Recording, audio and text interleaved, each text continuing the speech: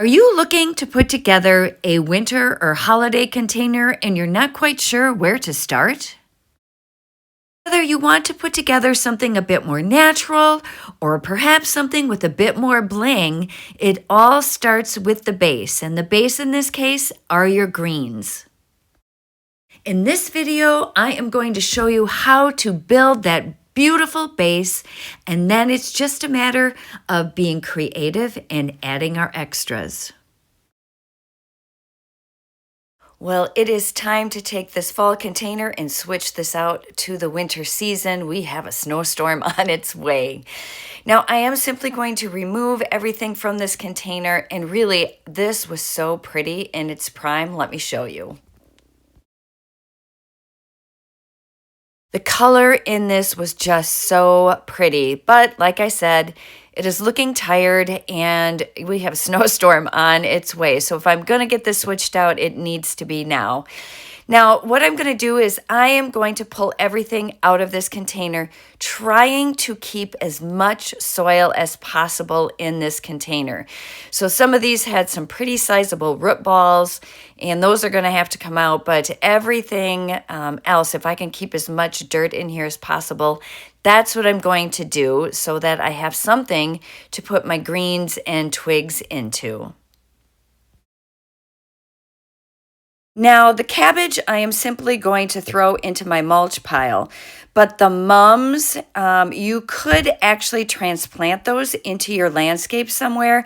I really don't have any room right now in my garden area, in my garden design, that I would want to add any more mums, but I will be using the echinacea that is in here and planting that in my landscape.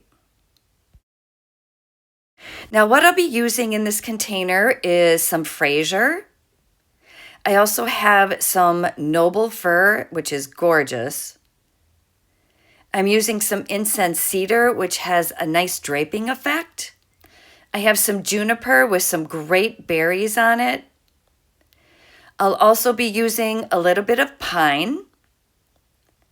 This gorgeous huckleberry, I have one bunch left and it's beautiful. And then I'm also adding some red curly willow. You're going to see that some of these branches are going to be pretty big, and so I am going to cut them really in a good location on the branch where I can get two separate branches out of these. And what I'm going to do is I'm just going to start sticking these into the potting mix that I have in my container. Now, some are going to be upright and some I'm going to flip over, because you can see that doing that provides a little bit different color and a little bit different texture. Anything that looks like it might be the tip of the branch, that looks like it could stand up nice, I'm going to add to the center of my container, which is going to sort of soften the center of the container around the branches that I will be adding at a later time. Let me show you the difference between the top and the bottom of the branch. So this is a really good example. So here you can see it's a little bit darker green and it has almost a bluer tinge to it if you flip it upside down. So I like to put both sides up and down in here because it gives you a little bit different texture and a little bit different color. I also want to mention that whether you start your container by putting your sticks in the center first, or if you start by filling your container with your greens first, is really a matter of personal preference and what works best for you. I choose to put my greens in first and just really pack that container full, and other people choose to put their branches in first. Really personal preference. And you can see there that I just took another one of those really long branches, cut it into two pieces so that the top piece has a nice pointy bottom that I can stick in. Here I'm going to make the bottom of the second piece a little pointier, and again just stick that into my potting mix, really trying to pack this container full. What I've added so far to this container was Fraser, but now I'm going to add a little bit of this noble fir. And this stuff is just thick and rich and gorgeous, a slightly different tinge of green. And then I only have a couple of these branches, but they're enormous. So I'm able to really cut this into a couple of different pieces. And using this is really going to fill in this gorgeous container.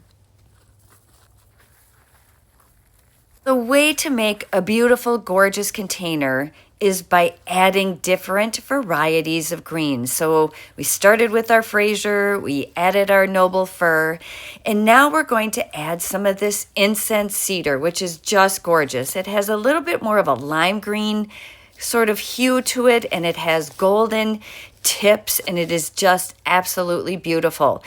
It has a great drape to it, so I am going to start adding this in. It's going to add beautiful dimension and color and drape.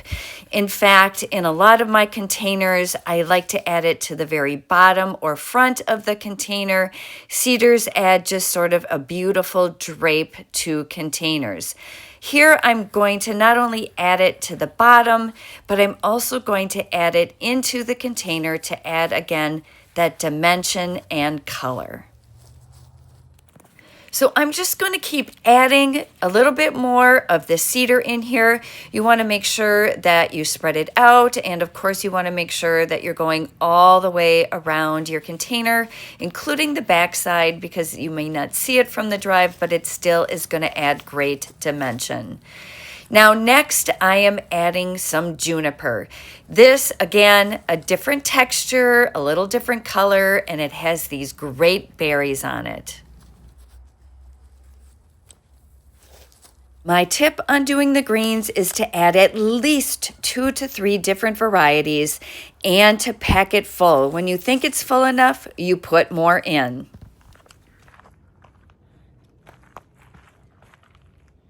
And then look at how pretty just a bowl of greens can be. Well, at this point, we are ready to start adding our centerpiece. And in this case, we are going to start adding that red curly willow first. And I love the red color. This is really going to be a classic sort of container using greens and reds. And I think the either curly willow or even red twig dogwood in this would be absolutely beautiful and classic Christmas.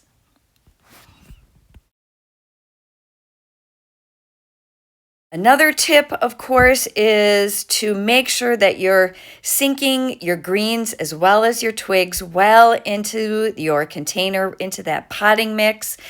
And I like to space these out in the center. I'm not going to go too wide in this bowl, sort of really keeping these all towards the center, but leaving enough space because we are going to come back and add the huckleberry next.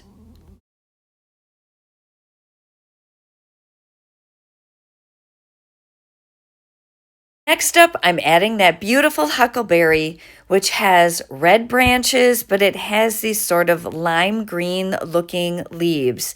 Again, adding beautiful color and texture to this classic and natural container. Now I'm just spacing these out in among the curly willow branches that I've already added. And once I've added all this, you are going to see that it's really filling in the center of my container.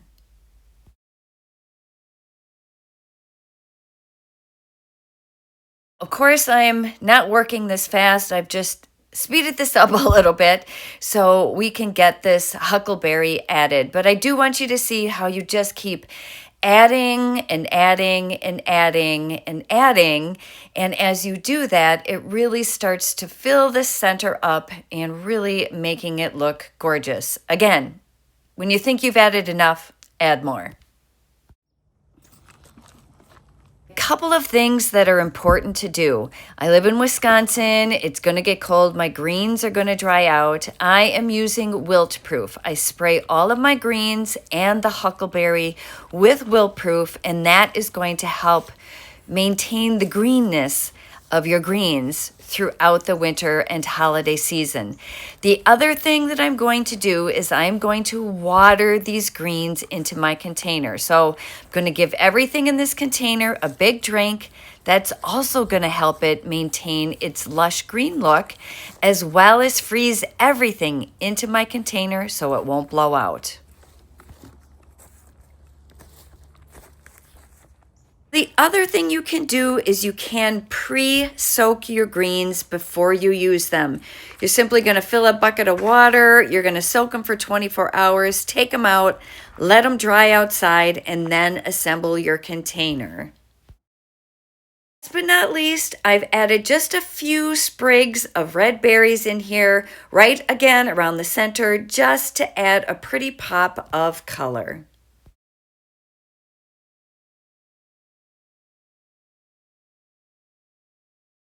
There she is.